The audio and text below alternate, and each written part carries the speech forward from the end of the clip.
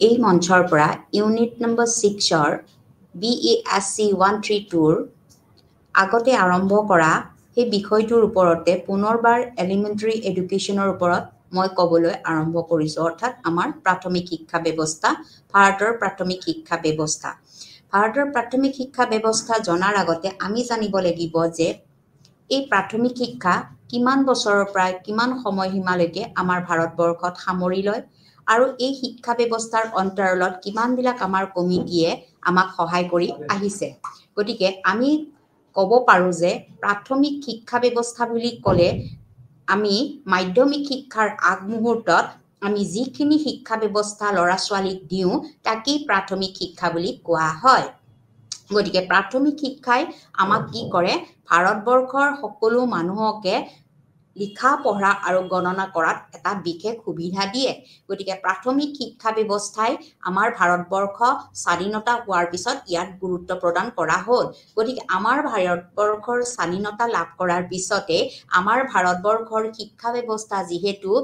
অন্যৰ হাতত আছিল, ব্ৰিটিছে আমাৰ ইমান বছৰ ডমিনেটেড কৰিছিলে বা ইয়াত নিয়ন্ত্ৰণ কৰিছিলে, গতিকে ভাৰতীয় শিক্ষা ব্যৱস্থা ইমান আমাৰ ফলপ্ৰসূ নাছিলে। গতিকে ভাৰত স্বাধীনতা লাভ কৰাৰ পিছত 1950 চনৰ 26 জানুৱাৰীত যেতিয়া আমাৰ ভাৰতৰ সংবিধান ৰচনা কৰা হ'ল, সেই সংবিধানৰ খচৰাৰ 45 নম্বৰ অনুচ্ছেদত আমাৰ ভাৰতীয় শিক্ষা ব্যৱস্থাৰ কথা উল্লেখ কৰা হ'ল, অৰ্থাৎ প্ৰাথমিক শিক্ষা ব্যৱস্থাৰ কথা তাত উল্লেখ কৰা আছিলে। গতিকে ভাৰতৰ প্ৰাথমিক শিক্ষা ব্যৱস্থা কেনেকুৱা হ'ব লাগে, কিমান বছৰৰ ল'ৰা ছোৱালীক অন্তৰ্ভুক্ত কৰা হ'ব, এই সকলোখিনি বিষয়বস্তু আমাৰ ভাৰতীয় সংবিধানৰ 45 নম্বৰ অনুচ্ছেদত ইতিমধ্যে বৰ্ণনা কৰা আছে। গতিকে আমাৰ প্ৰাথমিক শিক্ষা আমাৰ 6 বছৰৰ পৰা 11 বছৰ বয়সলৈকে নিম্ন প্ৰাথমিক আৰু 11 বছৰ বয়সৰ পৰা 14 বছৰ বয়সলৈ উচ্চ প্ৰাথমিক বিষয়বস্তু প্ৰাথমিক শিক্ষাক সামৰি লয়, অৰ্থাৎ 6 পৰা 14 বছৰলৈকে আমাৰ সম্পূৰ্ণৰূপে প্ৰাথমিক শিক্ষা ব্যৱস্থা সামৰি লোৱা হয়। দ্বিতীয়তে আমাৰ যেতিয়া স্বাধীনতা লাভ কৰিছিল, সেই স্বাধীনতা লাভৰ পিছৰে পৰা আমাৰ চৰকাৰে 6 পৰা 14 বছৰ বয়সলৈকে বিনামূলীয়া আৰু বাধ্যতামূলক শিক্ষা প্ৰদান কৰাৰ লক্ষ্য প্ৰাপ্ত কৰিবলৈ চেষ্টা কৰি আহিছে। গতিকে আমাৰ যি স্বাধীনতা লাভ কৰিছিলে, এই স্বাধীনতাৰ পিছৰে পৰা চৰকাৰে 6 পৰা 14 বছৰ বয়সৰ সকলো ল'ৰা ছোৱালীলৈকে বিনামূলীয়া আৰু বাধ্যতামূলক শিক্ষা প্ৰদান কৰাৰ ক্ষেত্ৰত লক্ষ্যপ্ৰাপ্ত কৰিবলৈ চেষ্টা কৰি আহিছে। ইয়াৰ পৰৱৰ্তী পৰ্যায়ত RTE আইন 2009, শিক্ষাৰ অধিকাৰ আইন 2009 হৈছে এক আইনী পৰিকাঠামো, আইনী এখন আমাৰ এক বা পৰিকাঠামো। গতিকে এই যিখন পৰিকাঠামো, এই পৰিকাঠামোৱে আমাৰ শিক্ষাৰ অধিকাৰ আইনৰ ভিত্তিত 6 পৰা 14 বছৰ বয়সৰ সকলো শিশুৱে যাতে বিনামূলীয়া আৰু বাধ্যতামূলক শিক্ষাৰ নামভৰ্তি, উপস্থিতি আৰু প্ৰাথমিক শিক্ষা সম্পূৰ্ণ কৰিব পাৰে তাৰ ওপৰত গুৰুত্ব প্ৰদান কৰি আহিছে। গতিকে ৰাইট টু এডুকেশ্যন 2009 এখন হৈছে আইনী পৰিকাঠামো, যিখন পৰিকাঠামো 6 পৰা 14 বছৰ বয়সৰ সকলো শিশুৱে কি কৰে, বিনামূলীয়া বাধ্যতামূলক শিক্ষা, নামভৰ্তি, উপস্থিতি আৰু প্ৰাথমিক শিক্ষা সম্পূৰ্ণ কৰিব পাৰে।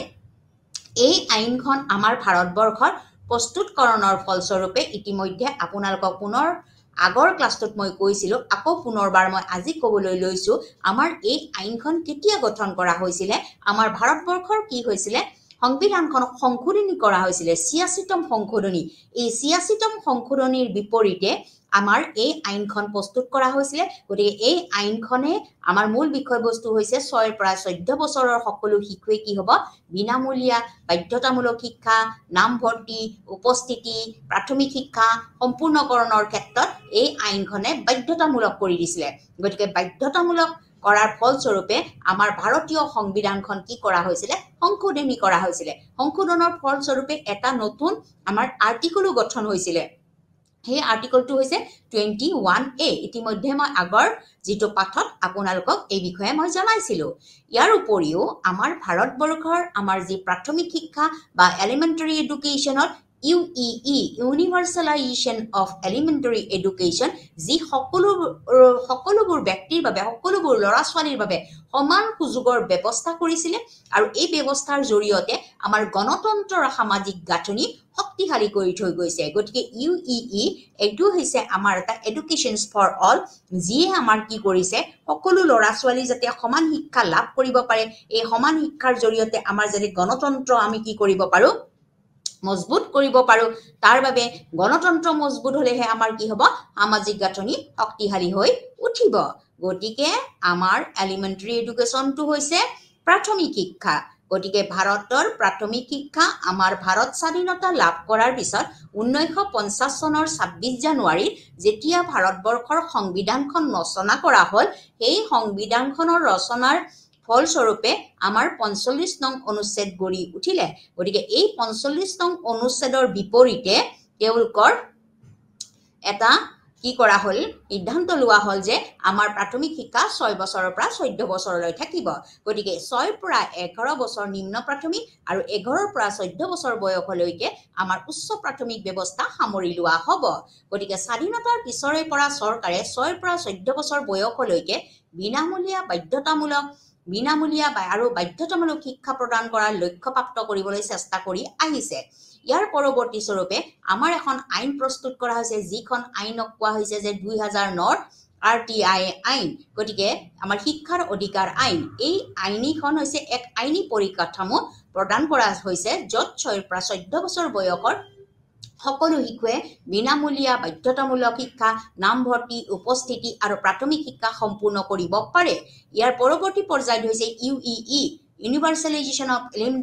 এলিমেণ্টাৰী এডুকেশ্যন যি সকলোৰে বাবে সমান সুযোগৰ ব্যৱস্থা কৰিছে আৰু তাৰ জৰিয়তে আমাৰ গণতন্ত্ৰৰ সামাজিক গাঁথনি শক্তিশালী কৰাৰ ব্যৱস্থা কৰি আহিছে এইখিনি হৈছে মূল বিষয়বস্তু যে প্ৰাথমিক শিক্ষা ভাৰতবৰ্ষত কেনেদৰে আহিল আৰু কেনেদৰে এই শিক্ষা ব্যৱস্থাৰ মূল উদ্দেশ্যটোনো কি ইয়াৰ পৰৱৰ্তী পৰ্যায়ত আমাৰ প্ৰাথমিক শিক্ষাৰ আমাৰ বিকাশ সাধনৰ ক্ষেত্ৰত বা প্ৰাথমিক শিক্ষা ব্যৱস্থা আমাৰ আৰম্ভ যে হ'ল আমাৰ যেতিয়া ভাৰতবৰ্ষ স্বাধীনতা লাভ কৰিলে 1947 চনৰ পিছতে আমাৰ 1950 চনত সংবিধান ৰচনা কৰা হ'ল এই সংবিধানৰ লগত সমান্তৰালভাৱে বহুকেইখন আমাৰ কি কৰা হ'ল আয়োগ গঠন কৰা হ'ল আৰু এই আয়োগবিলাকেও আমাৰ প্ৰাথমিক শিক্ষাৰ ক্ষেত্ৰত বহুতো মন্তব্য আমাৰ আগবঢ়াই আহিছে প্ৰথমখন আমাৰ আয়োগ হৈছে বিশ্ববিদ্যালয় শিক্ষা আয়োগ 1948 পৰা 1949 চনৰ ভিতৰত আমাৰ বিশ্ববিদ্যালয় শিক্ষা আয়োগ এখন গঠন কৰা হৈছিল যদিও এখন বিশ্ববিদ্যালয় শিক্ষা আয়োগ আছিল বিশ্ববিদ্যালয়ৰ আমাৰ সম্প্ৰসাৰণ বিশ্ববিদ্যালয়ৰ আমাৰ শিক্ষা ব্যৱস্থা পাঠ্যক্ৰমৰ ব্যৱস্থা সংস্কাৰৰ ব্যৱস্থা বিষয়ে ইয়াত উল্লেখ কৰা হৈছিল গতিকে ইয়াৰ সমান্তৰালকৈ তেওঁলোকেও এই আয়োগখনেও আমাৰ প্ৰাথমিক শিক্ষাও আমাৰ আগবাঢ়ি যোৱাৰ ক্ষেত্ৰত বা বিকাশ সাধনৰ ক্ষেত্ৰত আমাৰ প্ৰাথমিক শিক্ষা যাতে অপচয় আৰু অনুন্নয়নৰ পৰা বাদ পৰি নাযায় এই বিষয়বস্তুটো তেওঁলোকে গুৰুত্ব আৰোপ কৰিছিল গতিকে আমাৰ ভাৰতীয় শিক্ষা ব্যৱস্থাত আমাৰ আমাৰ সৰ্বপল্লী ৰাধাকৃষ্ণনৰ নেতৃত্বতে আমাৰ বিশ্ববিদ্যালয় শিক্ষা আয়োগখন গঠন কৰা হৈছিল 1948 আৰু 49 চনত গতিকে 1948 আৰু 49 চনৰ যিখন এইখন বিশ্ববিদ্যালয় শিক্ষা আয়োগ এই শিক্ষা আয়োগখনে বিশেষভাৱে আমাৰ যিসকল বিশ্ববিদ্যালয় আছে ভাৰতবৰ্ষৰ বিশ্ববিদ্যালয়ৰ ক্ষেত্ৰত সম্প্ৰসাৰণ সংস্কাৰ সাধন পাঠ্যক্ৰম এই বিষয়বিলাকৰ ভিত্তিতে আমাৰ এই আয়োগখন গঠন কৰা হৈছিল গতিকে এই আয়োগখনে যদিও বিশ্ববিদ্যালয় সম্পৰ্কে মতামত আগবঢ়াইছিল কিন্তু তেওঁলোকে এটা প্ৰাথমিক আৰু মাধ্যমিক শিক্ষাৰ বিষয়ে কৈছিল যাতে প্ৰাথমিক শিক্ষা অনুন্নয়ন আৰু অপচয়ৰ পৰা মুক্ত হ'ব পাৰে তাৰ ওপৰত গুৰুত্ব প্ৰদান কৰা হৈছিল ইয়াৰ পৰৱৰ্তী পৰ্যায়ত মাধ্যমিক শিক্ষা আয়োগ 1952 আৰু 53 চন যিখন আমাৰ ভাৰতীয় শিক্ষা ব্যৱস্থাৰ আটাইতকৈ গুৰুত্বপূৰ্ণ শিক্ষা আয়োগ যিখন শিক্ষা আয়োগক আমি মুডালিয়ৰ শিক্ষা আয়োগ বুলিও কোৱা হয় কাৰণ আমাৰ স্বামী মুডালিয়ৰে আমাৰ এই মাধ্যমিক শিক্ষা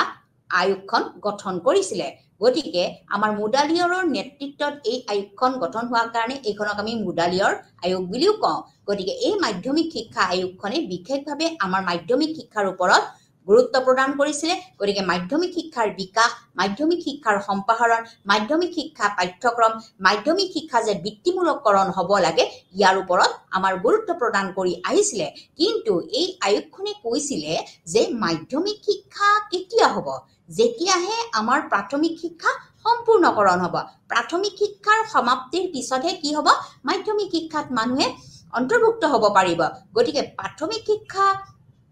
অৱতীৰ্ণ হৈ প্ৰাথমিক শিক্ষাত উত্তীৰ্ণ লাভ কৰিহে এজন ছাত্ৰ বা ছাত্ৰী মাধ্যমিক শিক্ষালৈকে সম্প্ৰসাৰণ হ'ব পাৰিব গতিকে মাধ্যমিক শিক্ষা আয়োগৰ এটা গুৰুত্বপূৰ্ণ লক্ষ্য হৈছে যদিও মাধ্যমিক শিক্ষাৰ আমাৰ বিকাশ সাধনৰ মূল লক্ষ্য আছিলে তথাপিও তেওঁলোকে প্ৰাথমিক শিক্ষাৰ বিকাশ সাধন প্ৰাথমিক শিক্ষা যাতে অপচয় আৰু অনুন্নয়নৰ পৰা বাদ পৰি নাযায় প্ৰাথমিক শিক্ষাৰ শিক্ষকসকলৰ যাতে প্ৰশিক্ষণৰ ব্যৱস্থা থাকে তেওঁলোকৰ যাতে দৰমহা সংক্ৰান্তীয় বিষয়বস্তু তাত অন্তৰ্ভুক্ত কৰা থাকে ল'ৰা ছোৱালীসকলৰ যাতে উপযুক্ত পৰিমাণৰ মানদণ্ডৰ বিকাশ সাধন হয় তেওঁলোকৰ যাতে নামভৰ্তিকৰণৰ সংখ্যা বাঢ়ে গুণগত মানদণ্ডৰ লগতে যাতে পৰিমাণগত মানদণ্ডৰ ওপৰতো গুৰুত্ব প্ৰদান কৰা হয় এই বিষয়টো লৈয়ে মাধ্যমিক শিক্ষা আয়োগে যথেষ্ট গুৰুত্বপূৰ্ণ ভূমিকা গ্ৰহণ কৰি আহিছে নেক্সট পৰৱৰ্তী পৰ্যায়ৰ আৰু এখন আয়োগ গঠন কৰা হৈছিলে মাধ্যমিক শিক্ষা আয়োগৰ পিছত কোঠাৰী আয়োগ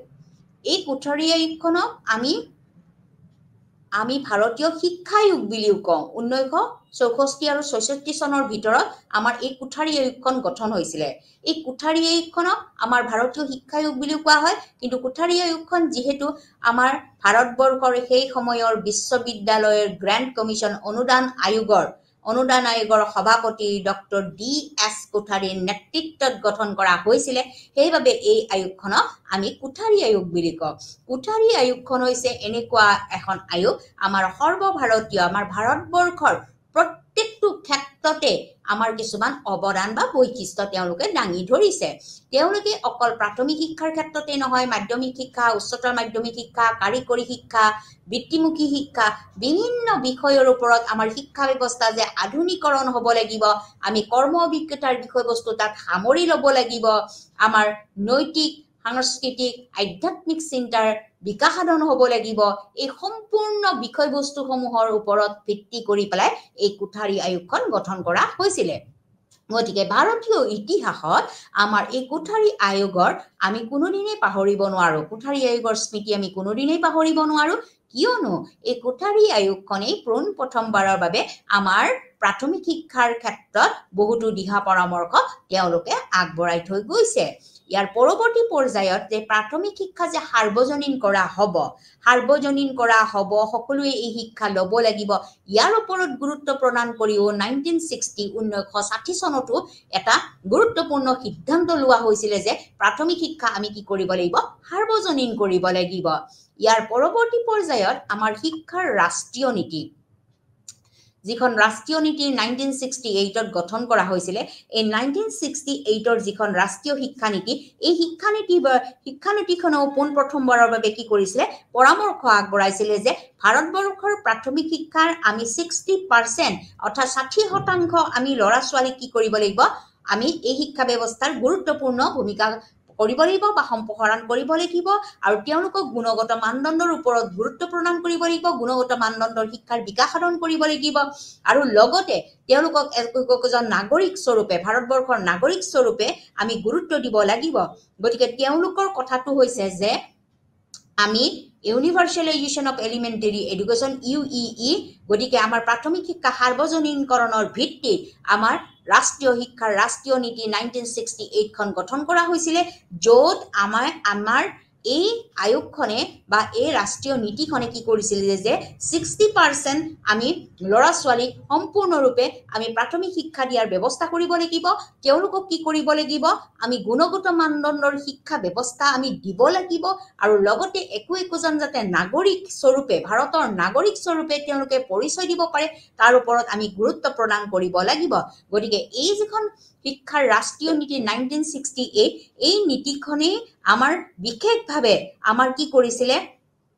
ৰাষ্ট্ৰীয় পৰ্যায়ত তেওঁলোকৰ লক্ষ্যটো যাতে তেওঁলোকৰ পৰিপূৰণ কৰিব পাৰি তাৰ ভিত্তিত আমাৰ ইউনিভাৰ্চেলাইজেশ্যন অফ এলিমেণ্টাৰী এডুকেশ্যন সাৰ্বজনীন কৰাৰ যিটো প্ৰাথমিক শিক্ষাৰ সাৰ্বজনীনকৰণৰ যিটো সিস্টেম বা পদ্ধতি তাৰ লগত সংলগ্ন হৈয়ে আমাৰ শিক্ষাৰ ৰাষ্ট্ৰীয় নীতিয়ে ইয়াৰ মতামত আগবঢ়াইছিলে ইয়াৰ পৰৱৰ্তী পৰ্যায়ত অন্য এখন শিক্ষাৰ ৰাষ্ট্ৰীয় নীতি 1979 যিখনে আমাৰ ভাৰতীয় শিক্ষা ব্যৱস্থাত আৰু এখন আমাৰ ৰাষ্ট্ৰীয় শিক্ষা নীতি গঠন কৰা হৈছিলে 1979 চনত গতিকে এই 1979 চনত যিখন ৰাষ্ট্ৰীয় নীতি গঠন কৰা হৈছিলে এই ৰাষ্ট্ৰীয় নীতিও আমাক কি কৰিছিলে আমাৰ কিছুমান বিনামূলীয়া আমাক ইনষ্ট্ৰাকচন দিছিলে বা দিহা পৰামৰ্শ দিছিলে কিহৰ কাৰণে বিশেষকৈ 6 পৰা 14 বছৰৰ ল'ৰা ছোৱালীখিনিয়ে যাতে শিক্ষা ব্যৱস্থা ল'ব পাৰে তাৰ ওপৰত ভিত্তি কৰি পেলাই আমাৰ কি কৰা হৈছিল যে এইখন যিখন ৰাষ্ট্ৰীয় শিক্ষা নীতি 1979 তেওঁলোকে কিছুমান আমাক প্ৰি ইনষ্ট্ৰাকচন দিছিলে ভাৰতীয় শিক্ষা ব্যৱস্থাত এটা প্ৰি ইনষ্ট্ৰাকচন বা নিৰ্দেশনা আগবঢ়াইছিলে যাতে সকলো ল'ৰা ছোৱালী কি কৰিব পাৰে 6 পৰা 14 বছৰ বয়সলৈকে শিক্ষা ব্যৱস্থা ল'ব পাৰে গতিকে তেওঁলোকে কৈছিলে যেটো আমাৰ প্ৰাথমিক শিক্ষা ব্যৱস্থা এই প্ৰাথমিক শিক্ষা ব্যৱস্থাটো আমাৰ এটা প্ৰকৃত আমাৰ এটা শিক্ষা ব্যৱস্থা এটো কোনো এটা বিশেষ শিক্ষা ব্যৱস্থা নহয় এটো এটা জেনাৰেল শিক্ষা ব্যৱস্থা বা সাধাৰণ শিক্ষা ব্যৱস্থা যি সকলোৱে পাবলৈকে আমাৰ সমৰ্থ হ'ব লাগিব গতিকে আমাৰ ৰাষ্ট্ৰীয় শিক্ষা নীতি 1979 এইখন এখন গুৰুত্বপূৰ্ণ আমাৰ ৰাষ্ট্ৰীয় শিক্ষা নীতি যিখন শিক্ষা নীতিয়ে আমাৰ কি কৰিছিলে আমাক মুক্তভাৱে বিনামূলীয়াভাৱে কিছুমান দিহা পৰামৰ্শ বা নিৰ্দেশনা দিছিলে যিখনে আমাৰ কি কৰে সকলো পৰ্যায়ৰ ছাত্ৰ ছাত্ৰীসকলক বিশেষভাৱে 6 পৰা 14 বছৰ বয়সৰ ল'ৰা ছোৱালী সকলক সামৰি লোৱা হৈছিল আৰু তেওঁলোকে কৈছিল যে আমাৰ যেটো প্ৰাথমিক শিক্ষা ব্যৱস্থা এটো এটা প্ৰতিজ্ঞাবদ্ধ হ'ব লাগিব আমি প্ৰতিজ্ঞাবদ্ধ ল'ব লাগিব এটো এটা হৈছে সাধাৰণ শিক্ষা য'ত আমি সকলোৱে এই শিক্ষা ব্যৱস্থা সকলো ল'ৰা ছোৱালী পাব লাগিব এটো এটা বিশেষ শিক্ষা ব্যৱস্থা নহয় ইয়াৰ পৰৱৰ্তী পৰ্যায়ত আৰু এখন ৰাষ্ট্ৰীয় শিক্ষা নীতি বা জাতীয় শিক্ষা নীতি প্ৰস্তুত কৰা হ'ল যিখন আমাৰ ৰাজীৱ গান্ধীৰ নেতৃত্বৰ সময়ত সেই সময়ৰ আমাৰ যুৱ প্ৰধানমন্ত্ৰী প্ৰয়াত ৰাজীৱ গান্ধীৰ নেতৃত্বত এইখন আমাৰ শিক্ষা ৰাষ্ট্ৰীয় নীতি গঠন কৰা হৈছিল 1986 চনত যিখন শিক্ষা নীতিয়ে আমাৰ ভাৰতবৰ্ষৰ সকলো ক্ষেত্ৰতে সকলো বিষয়ৰ ওপৰতে তেওঁলোকে মতামত আগবঢ়াই আহিছে তেওঁলোকে বিশেষভাৱে আমাৰ প্ৰাথমিক শিক্ষা ব্যৱস্থাৰ যাতে ছাত্ৰ ছাত্ৰীসকলে যাতে অপচয় নহয় অনুন্নয়ন নহয় ল'ৰা ছোৱালীসকল যদি ৰৈ নাযায় একেটা ক্লাছতে বা বিভিন্ন কাৰণত তেওঁলোকে যাতে ৰৈ নাযায় তাৰ ওপৰত তাৰ ইমপ্ৰুভমেন্টৰ ওপৰত তাৰ উন্নতিৰ ওপৰত গুৰুত্বপূৰ্ণ ভূমিকা গ্ৰহণ কৰিছিলে আমাৰ যেটো গুণগত মানদণ্ড শিক্ষা ব্যৱস্থাৰ ওপৰত তেওঁলোকে গুৰুত্ব প্ৰদান কৰিছিলে সকলো ল'ৰা ছোৱালী যাতে 6 পৰা 14 বছৰলৈ শিক্ষা গ্ৰহণ কৰিব পাৰে তাৰ ওপৰত গুৰুত্ব প্ৰদান কৰিছিলে গতিকে আমাৰ জাতীয় শিক্ষা নীতিৰ আমাৰ যিখন 1986 চন এই 86 চনৰ যিখন শিক্ষা নীতি এই শিক্ষা নীতিখনৰ বিশেষকৈ আমাৰ প্ৰাথমিক শিক্ষা ব্যৱস্থা যে আমাৰ চাইল্ড সেন্টাৰ্ড বা শিশু কেন্দ্ৰিক হব লাগে তাৰ উপৰত গুৰুত্ব দিছিল গতিকে শিশু কেন্দ্ৰিক শিক্ষা ব্যবস্থাৰ জৰিয়তেহে আমি কি কৰিব পাৰো কাম কাজবিলাক আগবঢ়াই নিব পাৰো গতিকে এইখন আয়োগ হৈছে আমাৰ ভাৰতীয় শিক্ষা আয়োগৰ এটা গুৰুত্বপূৰ্ণ বিষয়বস্তু গতিকে ইয়াত কোনো প্ৰাথমিক শিক্ষাৰ ক্ষেত্ৰত কোনো পানিশমেন্টৰ ব্যৱস্থা নাথাকিব বা শাস্তিমূলক ব্যৱস্থা নাথাকিব বুলিও আমাৰ এনপিই ৰাষ্ট্ৰীয় শিক্ষা নীতি 1986 চনে উল্লেখযোগ্য ভূমিকা গ্ৰহণ কৰিছিল গতিকে আমাৰ যাতে প্ৰাথমিক শিক্ষাৰ যেটো স্ট্যাটাস বা মানদণ্ড এই মানদণ্ডৰ যাতে আমাৰ শিক্ষা ব্যৱস্থা যাতে আগবাঢ়ি যায় তাৰ উন্নতি হয় তাৰ ওপৰত গুৰুত্ব প্ৰদান কৰিছিল ইয়াৰ উপৰিও আমাৰ অপাৰেশন ব্ল্যাকবোৰ্ড যিখন স্কিমৰ জৰিয়তে আমাৰ ভাৰতীয় শিক্ষা ব্যৱস্থা ক'ত কিমান অসুবিধা আছে ভাৰতীয় প্ৰাথমিক শিক্ষা কিমান আগবাঢ়ি গৈছে ইয়াক তদাৰক কৰিবলৈকে এখন আমাৰ অপাৰেশন ব্ল্যাকবোৰ্ড আঁচনি প্ৰস্তুত কৰি তুলিয়া হৈছিল ৰাষ্ট্ৰীয় শিক্ষা নীতিৰ আধাৰত গতিকে বিশেষকৈ আমাৰ এই যিখন অপাৰেশন ব্ল্যাকবোৰ্ড আঁচনি এইখনে আমাৰ কি কৰিছিল নিম্ন প্ৰাথমিক বিদ্যালয়ৰ উপৰিও উচ্চ প্ৰাথমিক বিদ্যালয়ত অন্তৰ্ভুক্ত কৰিছে গতিকে ৰাষ্ট্ৰীয় শিক্ষা নীতি 1986 চনৰ যিখন শিক্ষা নীতি এই শিক্ষা নীতিখনে এক উল্লেখযোগ্য আমাৰ ভূমিকা গ্ৰহণ কৰি আহিছে ইয়াৰ পৰৱৰ্তী পৰ্যায়ত অন্য এখন আমাৰ কাৰ্যসূচী হাতত লোৱা হৈছিল 1982 চনত 1992 চনত 1992 যিখন আসলতে এইখন আছিল এখন কাৰ্যসূচী প্ৰগ্ৰাম অফ একচন POA যাক কোৱা হয় প্ৰগ্ৰাম অফ একচন গতিকে এই যিখন আমাৰ কাৰ্যসূচী আমাৰ যেটো কাৰ্যসূচী 1992 চনত প্ৰস্তুত কৰি তোলা হৈছিল তেওঁলোকে কিছুমান আমাক দিহা পৰামৰ্শ কি কৰিছিল কন্ট্ৰিবিউট কৰিছিল আমাক দিছিল আৰু তেওঁলোকে প্ৰভিজন কৰিছিল যে সকলো প্ৰকাৰৰ আমাৰ মুক্ত আৰু সকলো প্ৰকাৰৰ আমাৰ আৱশ্যকীয় শিক্ষা ব্যৱস্থা 6 পৰা 14 বছৰ বয়সৰ ভিতৰ ল'ৰা ছোৱালীক সামৰি ল'ব লাগে গতিকে এওঁলোকৰ কি কৰিব লাগে যেটো আমাৰ আঁচনি বা বিষয়বস্তু অপাৰেশন যেটো আমাৰ ব্ল্যাকবোৰ্ড আঁচনি এই আঁচনিয়ে কি কৰে এটা আমাক শক্তিশালী ভূমিকা গ্ৰহণ কৰে যি শক্তিশালী ব্যৱস্থাই আমাক কি কৰা হয় প্ৰাথমিক শিক্ষা ব্যৱস্থাৰ বিকাশ সাধনৰ ক্ষেত্ৰত আমাক সহায় কৰি আহে গতিকে যিখন আমাৰ POA আমাৰ যিখন কাৰ্যসূচী of action POA programme of action বুলি কোৱা হয় 1992 এইখনেও আমাৰ কি কৰিছে আমাৰ ভাৰতীয় শিক্ষা ব্যৱস্থাৰ প্ৰাথমিক শিক্ষাৰ বাবে কিছুমান প্ৰভিজন ৰাখিছে আৰু আৱশ্যকীয়ভাৱে এই প্ৰাথমিক শিক্ষা ব্যৱস্থা 6 পৰা 14 বছৰ বয়সৰ ল'ৰা ছোৱালীকে সামৰি লোৱাৰ কথা তেওঁলোকে কৈছে গতিকে তেওঁলোকেও অপাৰেশ্যন ব্ল্যাকবোৰ্ড যিখন কাৰ্যসূচী এই কাৰ্যসূচীখনে যদি শক্তিশালীভাৱে তেওঁলোকে কাম কৰিব পাৰে বা ৰূপায়ণ কৰিব পৰা যায় আৰু লগতে আমাৰ যদি প্ৰাথমিক শিক্ষাৰ যিটো মানদণ্ড তেওঁলোকে ওপৰলৈ নিব পাৰে এইখিনি কথা তেওঁলোকে গুৰুত্ব প্ৰদান কৰিছিলে ইয়াৰ উপৰিও নৱম পঞ্চবাৰ্ষিকী পৰিকল্পনায়ও কি কৰিছিলে এই সময়ৰ আমাৰ ভাৰতবৰ্ষৰ গভৰ্ণমেণ্ট অফ ইণ্ডিয়া ভাৰত চৰকাৰৰ অধীনত যিখন আমাৰ নৱম পঞ্চবাৰ্ষিকী পৰিকল্পনা 5 বছৰৰ মূৰে মূৰে যিখন পৰিকল্পনা লোৱা হয় তাক আমি পঞ্চবাৰ্ষিকী পৰিকল্পনা বুলি কওঁ গতিকে এই পঞ্চবাৰ্ষিকী পৰিকল্পনাৰ নৱমতম আমাৰ যিখন পৰিকল্পনা আছিল এই পৰিকল্পনাটো কি কৰা হৈছিল আমাৰ ভাৰতীয় প্ৰাথমিক শিক্ষাৰ আমি কিদৰে আমি বিকাশ সাধন কৰিম আমি কিদৰে এসেস কৰিম তেওঁলোকক মূল্যায়ন কৰিম তেওঁলোকৰ যিটো ৰিটেনশন তেওঁলোকে যিটো ৰৈ যায় বা অপচয় বা অনুন্নয়ন হয় এই বিষয়বস্তুটোৰ ওপৰত গুৰুত্ব প্ৰদান কৰি আহিছিল গতিকে আমাৰ ভাৰতীয় শিক্ষা ব্যৱস্থাৰ ক্ষেত্ৰত এই উল্লেখযোগ্য আমাৰ যিক আয়োগ বিলাকে কি কৰিছে গুৰুত্বপূৰ্ণ ভূমিকা প্ৰদান কৰি আহিছে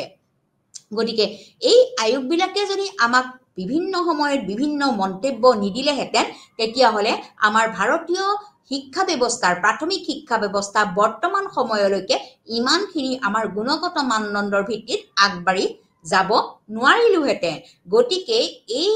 আয়োগখিনিয়ে বিশ্ববিদ্যালয় শিক্ষা আয়োগ 1948 to 49 যদিও বিশ্ববিদ্যালয় শিক্ষাৰ বাবে তেওঁলোকে মাত মাতিছে তথাপিও তেওঁলোকে প্ৰাথমিক শিক্ষাৰ বিকাশ সাধনৰ কথা উল্লেখ কৰিছে কাৰণ প্ৰাথমিক শিক্ষা অবিহনে মাধ্যমিক শিক্ষা নহয় মাধ্যমিক শিক্ষাৰ লগতে আমাৰ উচ্চ শিক্ষা জড়িত হৈছে মাধ্যমিক শিক্ষাৰ পৰা উত্তীৰ্ণ হৈহে এটা ছাত্ৰ বা ছাত্ৰীয়ে কি কৰিব পাৰে উচ্চ শিক্ষালৈ যাব পাৰে দ্বিতীয়টো হৈছে আমাৰ মাধ্যমিক শিক্ষা আয়োগ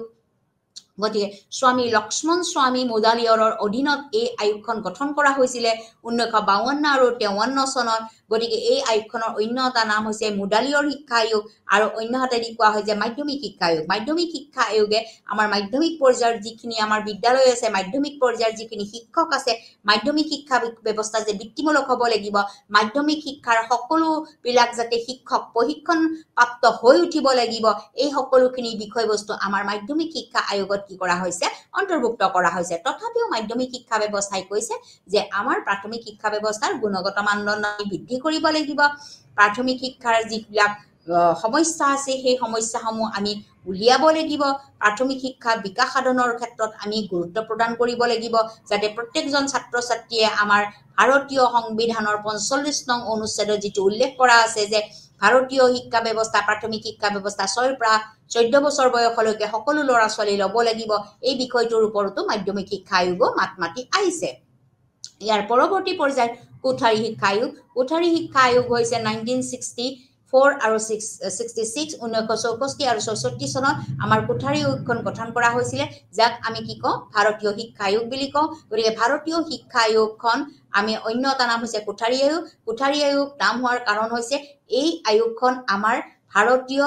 আমাৰ বিশ্ববিদ্যালয়ৰ গ্ৰান্ট কমিশন অনুদান আয়োগৰ অধ্যক্ষ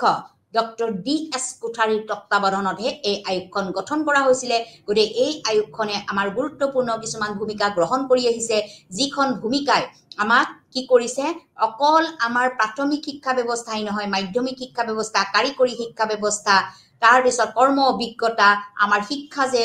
আমাৰ বিজ্ঞানসন্মত হ'ব লাগে আমি বিজ্ঞানমুখী শিক্ষা ব্যৱস্থা ল'ব লাগে কাৰিকৰী শিক্ষা ব্যৱস্থা ল'ব লাগে কৰ্ম অভিজ্ঞতাৰ দিশসমূহ আমি সামৰি ল'ব লাগে আমাৰ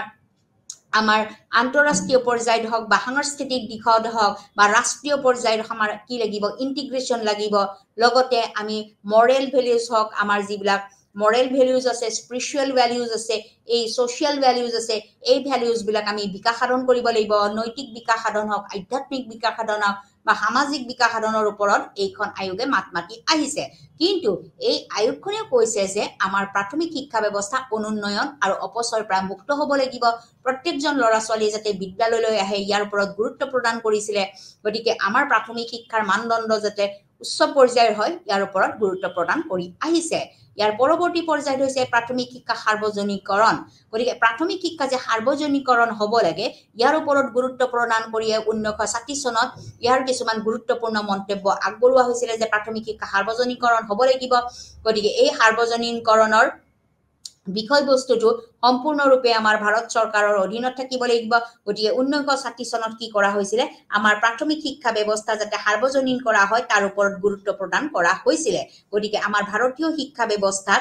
মূল উদ্দেশ্যটোৱে আছিল মূল লক্ষ্যটোৱে আছিল যে প্ৰাথমিক শিক্ষা কি হ'ব লাগিব সাৰ্বজনীনকৰণ হ'ব লাগিব ইয়াৰ পৰৱৰ্তী পৰ্যায়ত অন্য এখন গুৰুত্বপূৰ্ণ ৰাষ্ট্ৰীয় শিক্ষা নীতি আমাৰ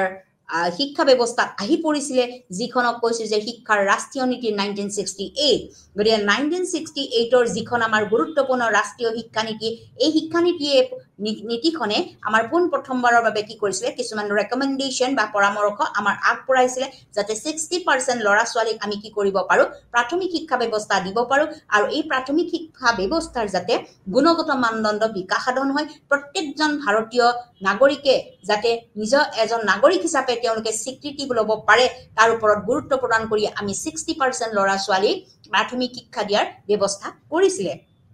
ইয়াৰ পৰৱৰ্তী পৰ্যায়ত আমাৰ নেশ্যনেল পলিচি অফ এডুকেশ্যন 1979 তেওঁলোকে আৰু এটা গুৰুত্বপূৰ্ণ মতামত আগবঢ়াইছিল যে প্ৰাথমিক শিক্ষাৰ ক্ষেত্ৰত ফ্ৰী ইনষ্ট্ৰাকচন মুক্ত আমি নিৰ্দেশনা কিছুমান দিব লাগিব যাতে সকলোবিলাক ল'ৰা ছোৱালী 14 বছৰ 6 পৰা 14 বছৰ ল'ৰা ছোৱালীক সামৰি লোৱা হয় গতিকে আমাৰ যেটো প্ৰাথমিক শিক্ষা ব্যৱস্থা এই শিক্ষা ব্যৱস্থাটো যে সকলোৰে বাবে কমন সকলোৰে বাবে সাধাৰণ শিক্ষা আমি সাধাৰণ শিক্ষা হিচাপে ধৰিব লাগিব ইয়াক এটা বিশেষ শিক্ষা হিচাপে আমি ধৰিব নালাগিব ইয়াৰ পৰৱৰ্তী পৰ্যায়ত আমাৰ ৰাষ্ট্ৰীয় শিক্ষা নীতি 1986 যিখন আটাইতকৈ গুৰুত্বপূৰ্ণ শিক্ষা ব্যৱস্থা য'ত ভাৰতীয় ইতিহাসৰ আমাৰ সকলোবিলাক বিষয়বস্তু ইয়াতে সামৰি লোৱা হৈছে আৰু বৰ্তমান সময়ত এইবিলাক বিষয়বস্তু আমাৰ ইমপ্লিমেন্টেশন কৰা হৈছে সেইবাবে এই ৰাষ্ট্ৰীয় শিক্ষা নীতিৰ অধীনতে আমাৰ অপাৰেচন ব্ল্যাকবোৰ্ড এখন আঁচনি যুগুত কৰি উলিওৱা হৈছিল যে আমাৰ ভাৰতীয় শিক্ষা ব্যৱস্থাৰ প্ৰাথমিক শিক্ষা ব্যৱস্থা এতিয়াও কিমানখিনি পিছ পৰি আছে ইয়াক ইনভেষ্টিগেশ্যন বা অনুসন্ধান কৰিবৰ বাবে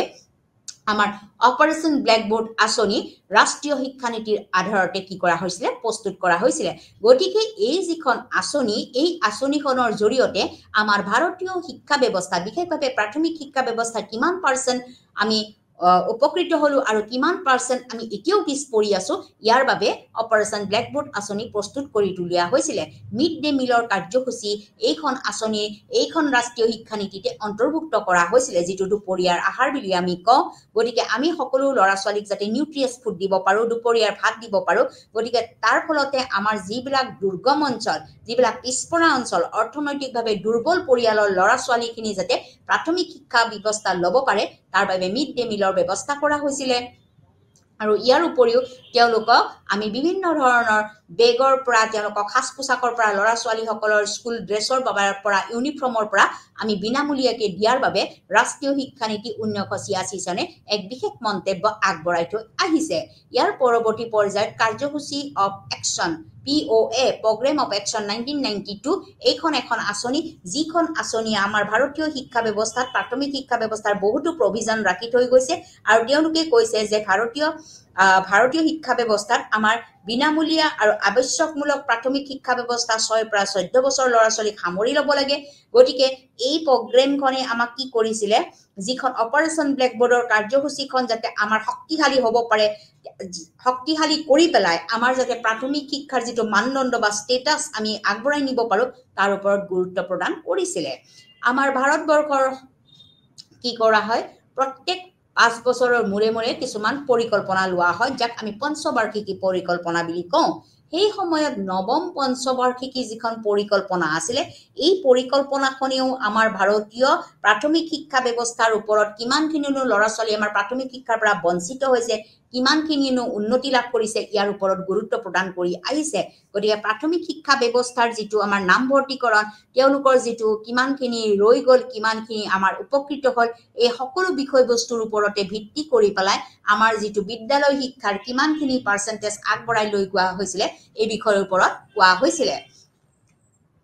গতিকে আমাৰ ভাৰতীয় শিক্ষা ব্যৱস্থাৰ অন্যটা গুৰুত্বপূৰ্ণ বিষয়বস্তু হৈছে যে আমাৰ প্ৰাথমিক শিক্ষাৰ বৈশিষ্ট্যবিলাকনো কি প্ৰাথমিক শিক্ষাৰ বৈশিষ্ট্যবিলাক আমাৰ কি হ'ব পাৰে গতিকে আমি যেতিয়া এলিমেন্টাৰী বা প্ৰাথমিক শিক্ষা শিক্ষাৰ যিবিলাক আয়োগ পালো এই আয়োগখিনিয়ে আমাক যিখিনি বিষয়বস্তু দিলে তাৰ ভিত্তিত আমি কি কৰিলো প্ৰাথমিক শিক্ষা ব্যৱস্থাৰ কিছুমান দিক আমি আগবঢ়াই নিলো গতিকে প্ৰাথমিক শিক্ষাৰ দিকসমূহ আমি আগবঢ়াই নিউতে ইয়াৰ কিছুমান আমি বৈশিষ্ট্য আমি কি কৰিলো অৱলম্বন কৰিলো এতিয়া মই প্ৰাথমিক শিক্ষাৰ বৈশিষ্ট্যবোৰ ক'বলৈ লৈছো গতিকে প্ৰাথমিক শিক্ষাৰ বৈশিষ্ট্য বুলি ক'লে প্ৰথমটোৱে আমাৰ বৈশিষ্ট্য হ'ব যে আমি কিদৰে গুণগত শিক্ষা ব্যৱস্থাৰ মানদণ্ড আমি বিকাশ সাধন কৰিম গতিকে গুণগত শিক্ষাৰ মানদণ্ড আমি বিকাশ সাধন কৰিবলৈ হলে আমি প্ৰথমতে চাব লাগিব যে প্ৰাথমিক শিক্ষা ব্যৱস্থাই আমাক কি ধৰণে গুণগত মানদণ্ডৰ শিক্ষা ব্যৱস্থা কোনটো শ্ৰেণীলৈকে নিছে ইয়াৰ বিষয়ে আমি জানিব লাগিব ইয়াৰ প্ৰথমটো হৈছে যে আমাৰ প্ৰথমৰ পৰা অষ্টম শ্ৰেণীলৈকে আমাৰ কি কৰা হয় প্ৰাথমিক শিক্ষা ব্যৱস্থা অন্তৰ্ভুক্ত কৰি পেলাই ইয়াক আমি কিদৰে নিৰূপণ কৰিব পাৰো বা ইয়াৰ কিদৰে সুৰক্ষিত কৰিব পাৰো এই বিষয়ে আমি জানিব পাৰিম গতিকে প্ৰাথমিক শিক্ষা ব্যৱস্থাৰ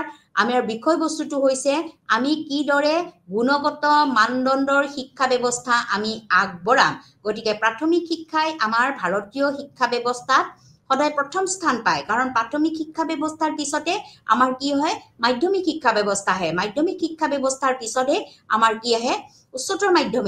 মাধ্যমিক শিক্ষা ব্যৱস্থাৰ পিছতে আমাৰ বিশ্ববিদ্যালয় শিক্ষা ব্যৱস্থা আহি পৰে গতিকে আমাৰ প্ৰাথমিক শিক্ষা ব্যৱস্থাৰ আমি কি কৰিব লাগিব গুণগত মানদণ্ডৰ বিকাশৰ ওপৰত আমি গুৰুত্ব দিব লাগিব তাৰ বাবে আমাৰ প্ৰয়োজনীয় শিক্ষা ব্যৱস্থাৰ মানদণ্ড কোনটো শ্ৰেণীৰ পৰা কোনটো শ্ৰেণীলৈকে পৰে তাৰ ওপৰত আমি এসেস কৰিব লাগিব আৰু তাৰ ওপৰত আমি কিমানখিনি ল'ৰা ছোৱালী এই শিক্ষা ব্যৱস্থাত ৰৈ গ'ল এইখিনিৰ ওপৰত আমি গুৰুত্ব প্ৰদান কৰিব লাগিব দ্বিতীয়তে আমাৰ যে এলিমেন্টাৰী এডুকেশ্যন আছে এই এলিমেন্টাৰী এডুকেশ্যনত অন্য এটা গুৰুত্বপূৰ্ণ বিষয়বস্তু আগবঢ়োৱা হৈছে যে আমাৰ প্ৰাথমিক শিক্ষা ব্যৱস্থা কিমানখিনি উন্নতি হৈছে কিমানখিনি আমি সাৰ্বজনীনভাৱে আমি ইয়াক উলিয়াব পাৰিছো আৰু ইয়াৰ নামভৰ্তিকৰণ কৰিব পাৰিছো কাৰণ আমাৰ চৰকাৰ ভাৰত চৰকাৰৰ অধীনত যিমানবিলাক আমাৰ প্ৰাথমিক শিক্ষা ব্যৱস্থা আছে এই শিক্ষা ব্যৱস্থা আমাৰ বিভিন্ন ভাগত বিভিন্ন অঞ্চলত আমাক কি কৰা হয় ইয়াক দিয়া হয় গতিকে আমাৰ প্ৰাথমিক যিটো শিক্ষা ব্যৱস্থা এই শিক্ষা ব্যৱস্থা আমি কি কৰিব লাগিব সাৰ্বজনীন কৰি তুলিব লাগিব গতিকে সাৰ্বজনীন কৰি তুলিবলৈ হলে আমি সেই প্ৰাথমিক বিদ্যালয়বিলাকৰ কিমানখিনি প্ৰগ্ৰেছ হৈছে বা উন্নতিকৰণ হৈছে তাৰ ওপৰত আমি কি কৰিব লাগিব গুৰুত্ব প্ৰদান কৰিব লাগিব গতিকে প্ৰাথমিক শিক্ষা বুলি ক'লে আমি দুই প্ৰকাৰৰ প্ৰাথমিক শিক্ষা ব্যৱস্থা পাওঁ এটা হৈছে আমাৰ কি উচ্চ প্ৰাথমিক শিক্ষা ব্যৱস্থা দ্বিতীয়টো হৈছে উচ্চতৰ প্ৰাথমিক শিক্ষা ব্যৱস্থা এই দুটা শিক্ষা ব্যৱস্থাই আমাৰ ভাৰতীয় ইতিহাসত কি কৰিছে গুৰুত্বপূৰ্ণ দিক আগবঢ়াই আহিছে গতিকে আমি চাব লাগিব যে ভাৰতীয় শিক্ষা ব্যৱস্থা আমাৰ ইউইই ইউনিভাৰ্সালাইজেশ্যন অফ এলিমেন্টাৰী এডুকেশ্যনে আমাৰ কিদৰে গুৰুত্বপূৰ্ণ পদক্ষেপবিলাক আগবঢ়াই আহিছে গতিকে এই গুৰুত্বপূৰ্ণ পদক্ষেপবিলাক ইতিমধ্যে মই আপোনালোকৰ শিক্ষাৰ যিখিনি আঁচনি মই মাত্ৰ আলোচনা কৰিলো তাত ইতিমধ্যে কোৱাই হৈছে যে প্ৰাথমিক শিক্ষা আমাৰ ইউইইৰ মাধ্যমেৰে আমি কি কৰি নিব লাগিব আগবঢ়াই নিব লাগিব আৰু ইয়ে কি কৰে আমাক যিকোনো দিশত আমাক ইনক্ৰিজ কৰাৰ ক্ষেত্ৰত আমাক আগবঢ়াই নিয়াৰ ক্ষেত্ৰত বিশেষভাৱে প্ৰাথমিক শিক্ষা বিশেষভাৱে আগবঢ়াই নিয়াৰ ক্ষেত্ৰত সহায় কৰে গতিকে প্ৰাথমিক শিক্ষাৰ আমাৰ সাৰ্বজনীন কৰাৰ ক্ষেত্ৰত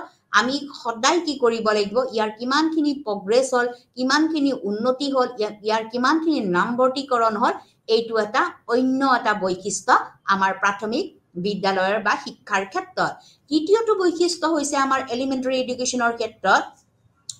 আমাৰ যেটো সামাজিকভাৱে এটা গ্যাপ আছে আমাৰ সামাজিকভাৱে এটা কি হৈ আছে গ্যাপ হৈ আছে বা এটা পাৰ্থক্য হৈ আছে আমাৰ কিছুমান অঞ্চলত যিসকল আমাৰ